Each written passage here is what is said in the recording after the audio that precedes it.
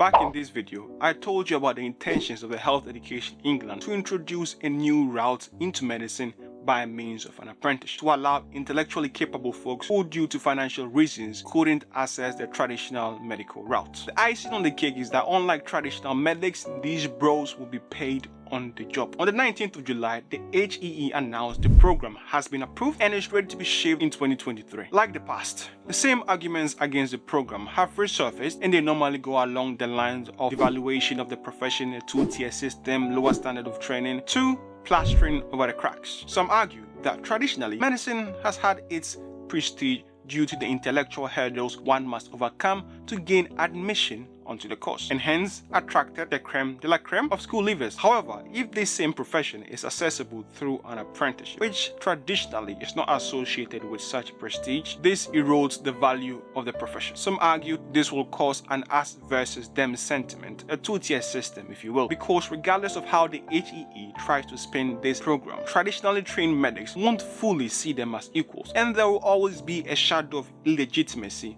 hanging over their heads, of course, due to no fault of their own, they acknowledged. Others pointed out medical students are not getting any look as it is. How will they ensure these apprentices are receiving the same standard of training as their counterparts at the universities? They argued the understanding of the basic sciences underpinning medicine will be lost, as the material time to teach these individuals is just not there in a busy hospital, to the detriment of both the apprentice and patients in the long run. Of all the pushback, the biggest is the plastering over the cracks. As folks argue, this apprenticeship is not really tackling the issue on the ground. If funds exist to support an apprentice to study medicine at the same standard as a traditional medical student, then it follows these same funds can be better used to relieve existing financial burdens, perhaps through providing livable bursary, funding graduate entry medicine, and making more training posts available. Another pointed out that the issue is not the training of medical students. The problem is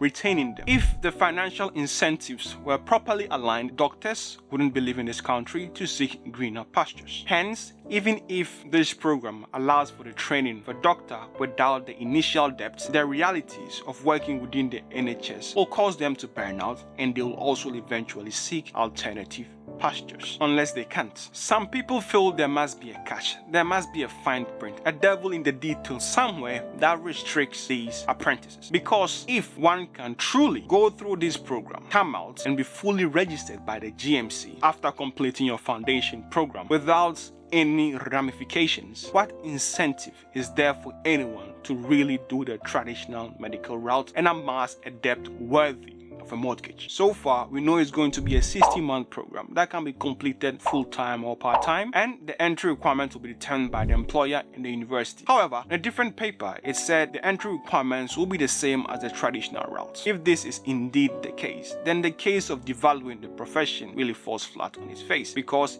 if the apprentice has to meet the same criteria that traditional bro met in order to get admission onto the course, the only difference will be the form of delivery and the pay. Of course, it remains to see if the caliber of doctor produced from this program is the same as the traditionally trained medical students. And here is where the GMC comes in. In the UK, you are not a doctor till the GMC recognizes you as such, and they do so after you completed a program that meets their standard of what a medical curriculum is supposed to be. Since every university interested in providing this apprenticeship program must submit their curriculum to the GMC a year before they're able to actually run it, if an apprentice goes through this program approved by the GMC and comes out as a doctor, they are as good a doctor as any other doctor in this country, unless we can trust the GMC to tell us who a doctor is.